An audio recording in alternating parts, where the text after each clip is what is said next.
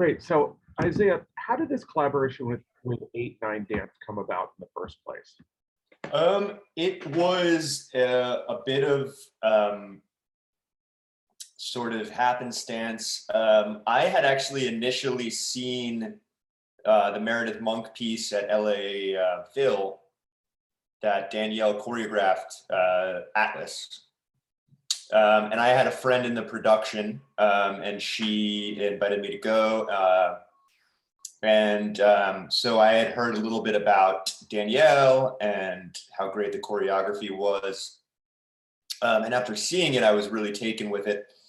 And then through another mutual acquaintance, Danielle was introduced to some of my past songwriting, and expressed the want to work with somebody who was, I think, maybe more cello focused. And those two things kind of aligned with what she heard from me. And so we had a meeting and spoke at length about art and different things and hit it off. And the opportunity for working with her came up, but the pandemic happened. And so a piece that she was going to do live actually turned into a dance film, which was about 20 minutes in length. It's actually out now. I'm sure that it's up on the internet somewhere.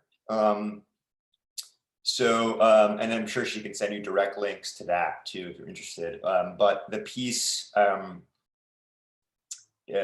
been in festivals now, and I ended up scoring it. So 20 minutes in length, and it worked out really well. We enjoyed the relationship together. And now that things are getting back to closer to how they were before this whole year and a half now, she offered this opportunity to work on this piece that's being done at the theater there in November. So it was all just kind of, people putting us together, which, I think is beautiful, because in nowadays world, it's usually like, oh, we met through each other's stuff on the internet, or something like that, So it was really nice to have that natural sort of like, hey, I've heard you guys and you've heard you guys, and put us together in the real world. I think that that's a really important thing for both of us in an increasingly digital world.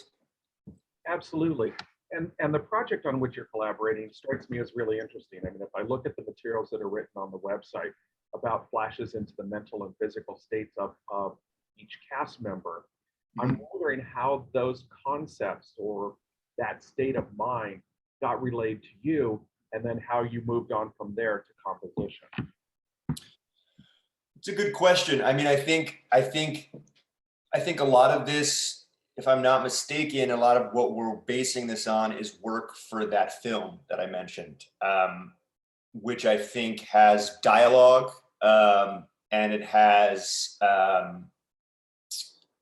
maybe more explicit examples of those emotional states than a more kind of abstract dance performative version of those emotional states.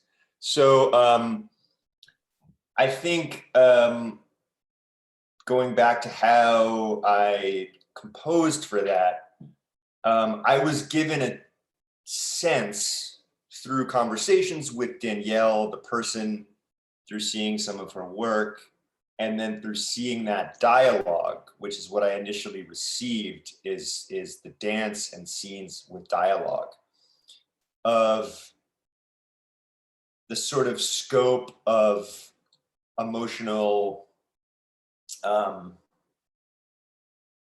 emotional world in which she was trying to inhabit. And it really struck me as being highly relatable. I mean, I don't know how much for her it was autobiographical, but certainly for me, a lot of it felt really close to home. And that usually evokes in me the most powerful part of the creative process, which is ineffable. It's a feeling, which in turn can oftentimes spark a theme, or several themes, or several moods. And after sketching those out and kind of running them by Danielle and going, hey, this is kind of what I feel about, these are the kind of emotions that these emotions are evoking, emotions upon emotions, she was able to say, yeah, she was able to hone in on the things that really spoke to her and really be helpful in me expounding upon those. So in terms of how that relates to individual characters, you know, I think that that's a big part of it, because I think one of the special things about Ate9 is that each of the dancers, it's not, you know, it's not an amorphous blob of dancers. Everybody has their own distinct personality, and everybody's very considered, highly considered. And so you get a sense of everybody's personality working with them. So it's easy to pick up on the group kind of emotional pull. It's interesting because on Ate9's website, they show 6 different dancers that are, I don't know if there are more than 6 or if these are just the 6 that are chosen, you know, for marketing purposes or for identification purposes. But I'm wondering, does that mean that is there, I don't know how much, and I appreciate you saying the 4-minute clip earlier today, but I didn't know if each character has their own musical identity, if the emotions have a different musical identity, how you went about structuring a piece, structuring it musically. Yeah, I think for the film, it was clear that everything was mostly through composed, in the sense that there was no recurring theme, so to speak. Everybody had their own distinct feel musically. And in this process, though, I think we've kind of kept a little bit of those themes. The thing that I sent you is one of those examples of something that made the film and is also seeming to make the cut for this next performances. But the process for writing the music is actually still very much alive. Nothing is set in stone. Things are always being tweaked and always being changed and always being reacted to in the moment. And I think that that's one of the things that both Danielle and I share in common. We don't shy away from improvisation in the slightest. In fact, we welcome it, I think, I would argue. And so right now in the studio, when I go in there on any specific day, a new idea will pop up. And I'll have to kind of, you know, shape it and make it something manageable. But beyond that, you know, I could go in tomorrow and something new could pop up. So there's no set in stone score yet. There are many disparate components that have a lot of promise, and I'm confident we'll get there. Well, yeah, you have 4.5, 5 weeks. You know, right. To get there. So if you're making modifications in what you're offering musically, how does that prompt Danielle to make modifications in what she's offering in terms of the dance? Because this won't be a film, this will be live performance. Well, I think we're both reacting to each other. You know, we're both constantly reacting to each other and the dancers in turn. I mean, it's all very collaborative, truly collaborative, which I think, once again, in a time in which I think we all need that the most. You know, we've spent the last 1.5 to 2 years in our individual bubbles, banging our heads against the wall over our creative ideas. So what better a time than to make this a fluid process? You know, I think that's part of the excitement. You know, 4 weeks is maybe arguably a short amount of time, but actually, you know, incredibly long, as we witnessed in the last things. In 4 weeks, whole worlds can change. Things can turn upside down. And I think my process with music has always been such. It's never been, you know, I think when creative ideas are truly flowing, there's no, there shouldn't be an emphasis on, if something feels better than the previous thing for that particular moment, I don't ever hesitate to let it take its place. So, but doesn't there come a point where you have to lock it in, where there's that so that absolutely, and we have gotten there in parts of the piece where things are like, oh, this is the moment, you know, that this happens, and this is the moment that this happens. And that's really important to have. It's a good point. Have kind of placeholders, you know, bookends, if you will, and then leave room for the creative stuff in between, because, you know, one of the cool things about the interaction, the symbiosis between dance and music is just that we're both responding to one another to some extent. And there's several spots, without giving too much away, there's several spots where there are solo numbers by the dancers. And me and Danielle haven't quite even decided as to whether or not that won't be entirely improvisatory on a given night. So there might be certain spots in the performance in which it's literally just me responding, and vice versa, to what the dancers are doing. There's a set of parameters and a set of rules that we're trying to follow, a set of basic principles, I think, and a mood state. But utilizing the moment to really come up with a unique approach to it every night, I think that's exciting to all of us to have that. That sounds like also walking a tightrope. I mean, you have to be in close communication with the dancer at hand, so that you both know when this improvisation is going to end, unless it's meant to be a certain number of bars or a certain time. Yeah, no, there's parameters. Like I said, there has to be a structure. I don't think any of us are going to jam. You know what I'm saying? I don't even know how you would do that with dancing, although I'd love to see it.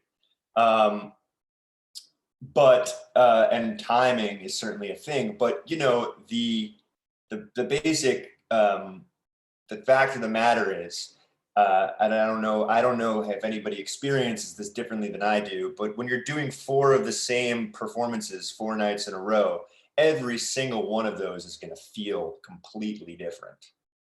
And to ignore that part of the human experience and to just stick in all purposes to try to make this perfectly executed, chiseled piece, while that is its own discipline and something that I have done, I think for us right now feels a little bit limiting.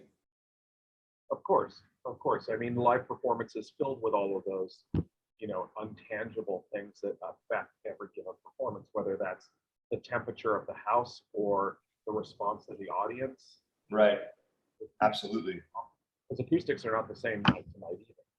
So Absolutely. a lot of variables that everyone is going to be dealing with. So I like the concept of something that feels improvisational on any given night. I would love to see how that works with music dance as well. I think that would be Yeah. Well, you know, and listen, there's a tricky place to get technical that a musician, particularly a live musician, can get into with a dancer, I've found, where you're sort of scoring movements. It becomes sort of Charlie Chaplin. You know, you're sort of, the tip of the hat becomes a whoop, and and everything is kind of becomes sort of slapstick, if you will.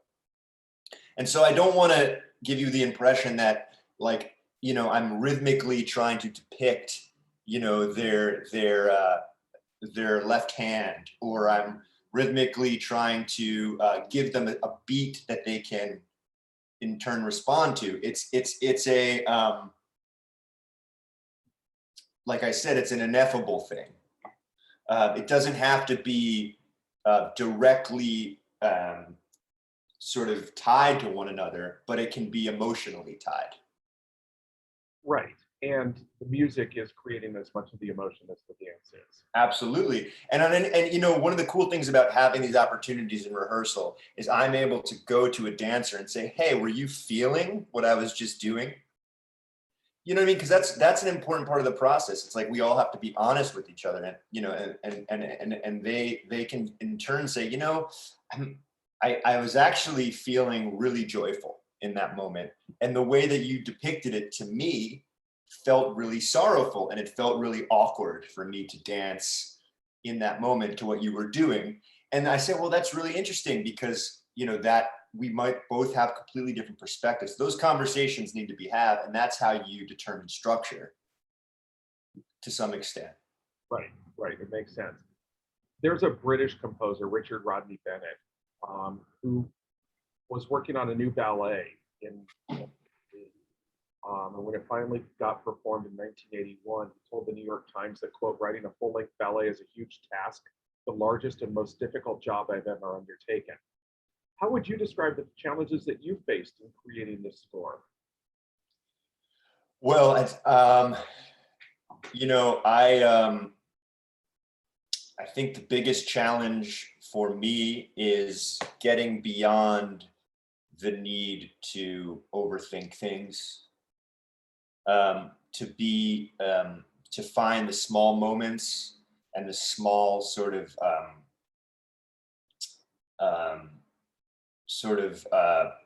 narratives, if you will, that can speak more than what they're presented as. I think that's the challenge for all people who are music forward. You know, a little bit about what I do mostly is I'm mostly a session musician. I'm not primarily presented to the world as a composer. It's something I've always done. It's something I've always enjoyed doing, writing music. But as a session musician, you know, you're doing creative things, you're playing people's music, but you're oftentimes tasked with bringing something that is digital to life emotionally. And so I think that is one thing that I have to offer this is just trying to bring some sort of life to the emotional components of this beyond the very obvious life of the flesh and bone. Like how can, you know, it's already such an alive art form, dance. And Danielle's just incredible in the way that she's able to evoke that. So how can I add to that without taking away from that? That's a daily challenge. Right, but I assume that you both have checks and balances with each other that make sure that you are aligned on the same vision. Absolutely. You know, and that, first of all, that's always the biggest challenge is like getting past the, like, is everybody happy with this? You know, I mean, let's be real. I mean, that's always front and center to some extent. But one of the cool things about the relationship that Danielle and I have with each other is that I think we both are very much just very thrilled to be making things. And so there's an inherent, you know, for lack of a better word, gratitude that I have for this opportunity that I don't take lightly. And, you know, there's a joy to it. And that's the name of the piece, obviously, but there is a joy to it. And I think as long as you're able to keep that, things can be, obviously are going to be complex, but also pretty simple at the same time. I mean, this is a great opportunity for you to transcend the idea that you're primarily known as a session musician. I mean, this is putting you out front and center as a composer. How important for you personally is this collaboration in terms of accomplishing that? I would just say that I'm just thankful for the opportunity. You know, I grew up around working musicians. I grew up always as somebody who was very aware of music as being a means of self-expression. So I don't really look at things, to be honest, in terms of career trajectory in that sense. If I'm being real, I mean, I'm super thankful for the opportunity. It's so gracious of her to put me so front and center. And I'm just trying to do the best job I can. Like I just care about this particular piece and doing the best job I can for this particular piece. I don't really think much past that in terms of composition, aspirations, or anything like that. It's just such a great individual opportunity. So doesn't that opportunity also give you a chance for high reward? Yeah, but I mean, high reward, you know, in the doing. It's in the doing.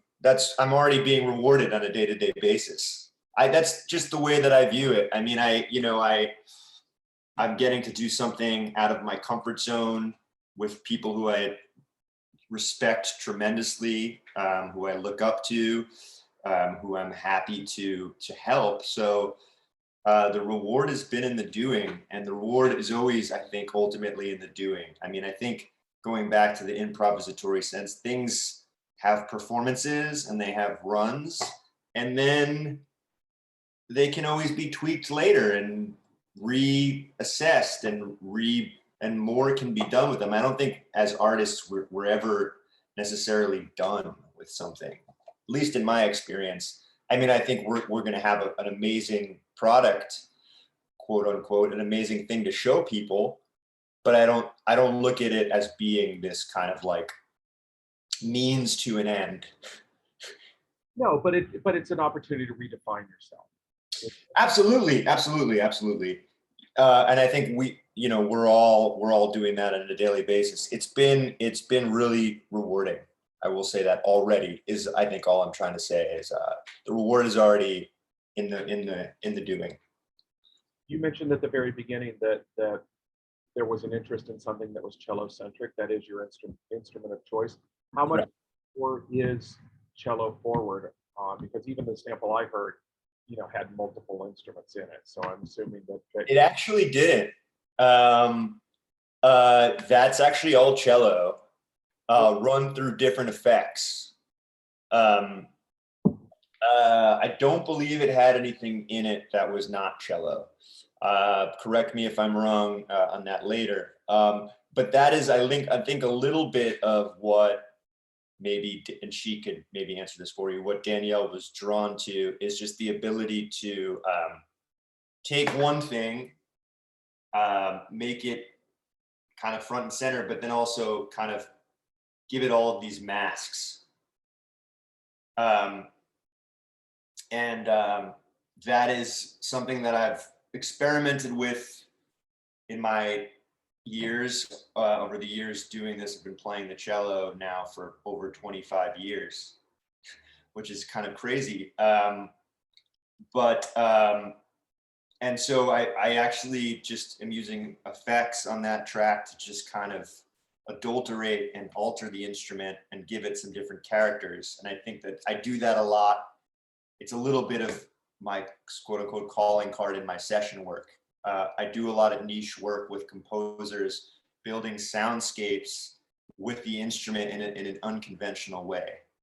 Oftentimes, you have a set of tools at your disposal as a composer that's digitally, at this point, extremely, there's an array of tools, but it's also limited in many respects.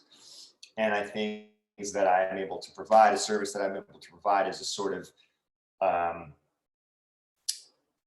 of alternate sound or sounds that can be presented. And so I've used that in that kind of specialty in some of this scoring. So in the process, what I did on the first day is bring in a very simple old school lo-fi loop pedal.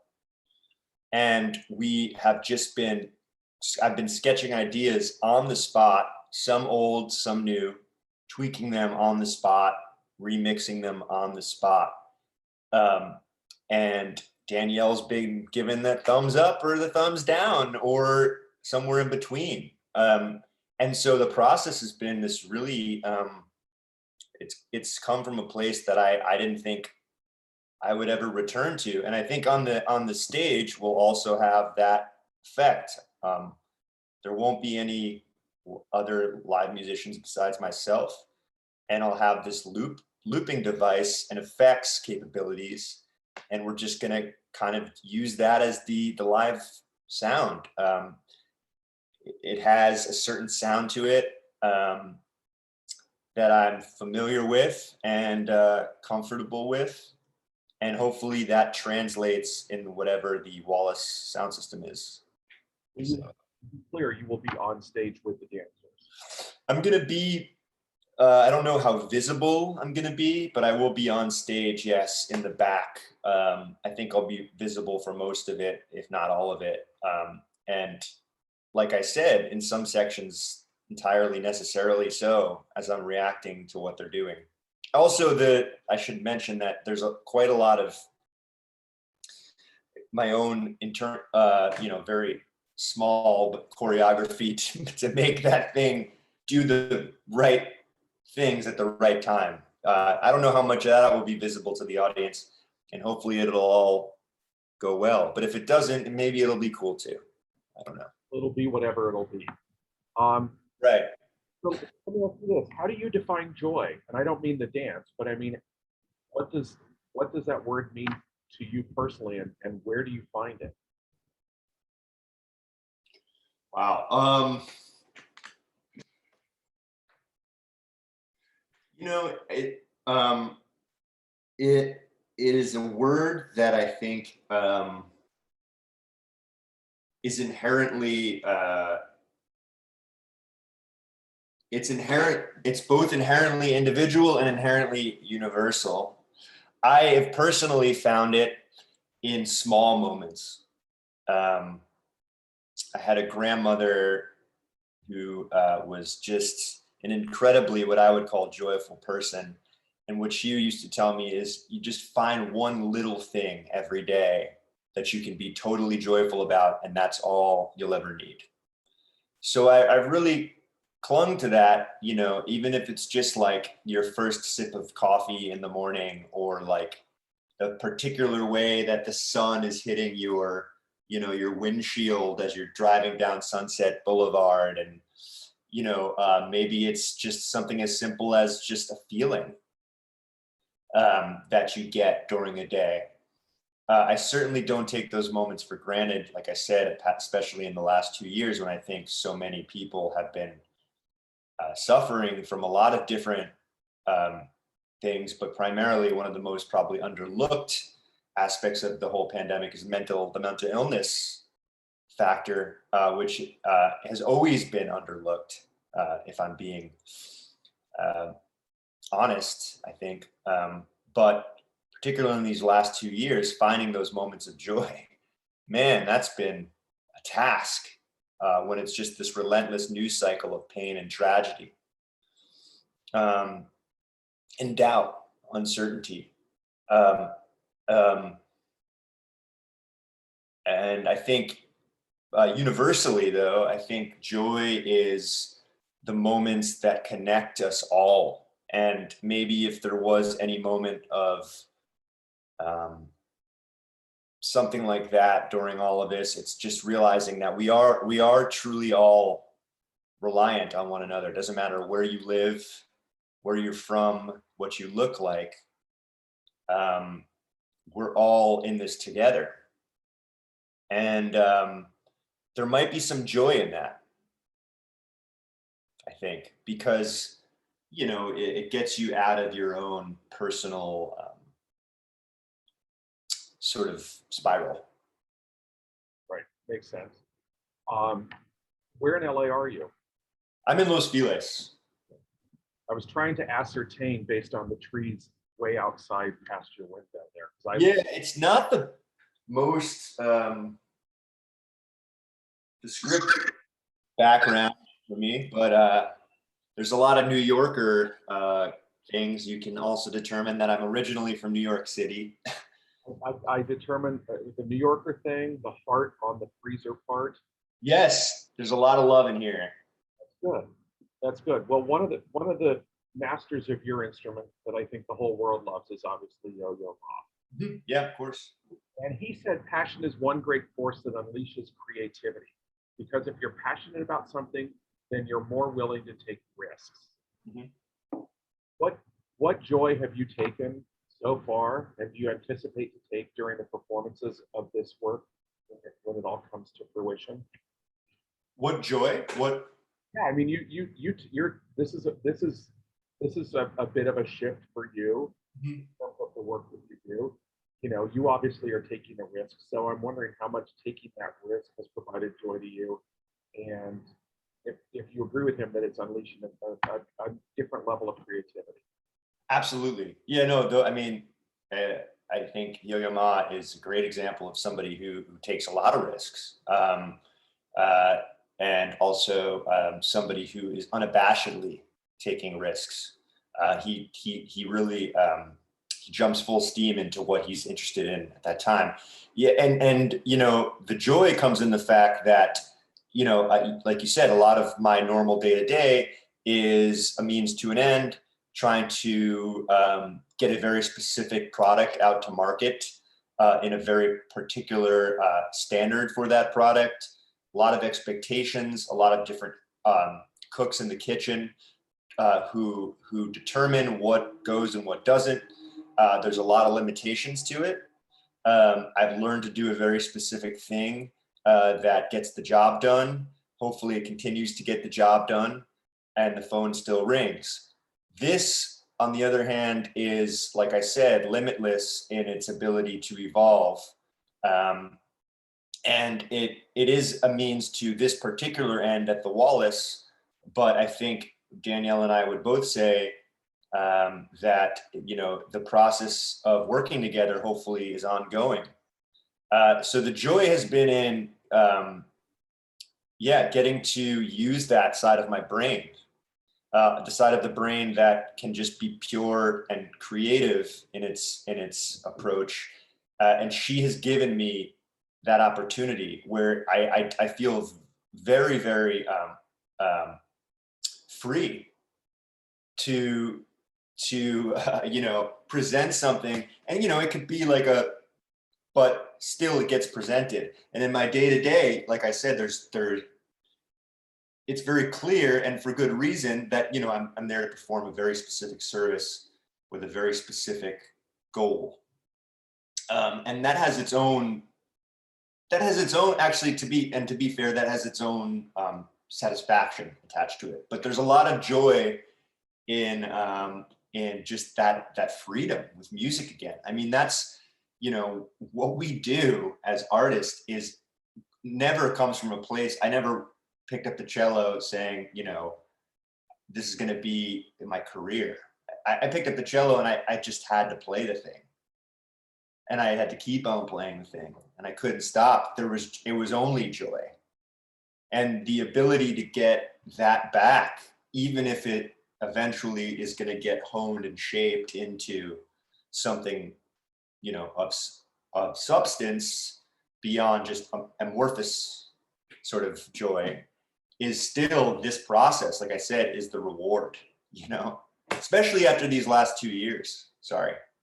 Well, just remember that I don't remember who said it, but there is the expression that great work is never finished, it's just abandoned.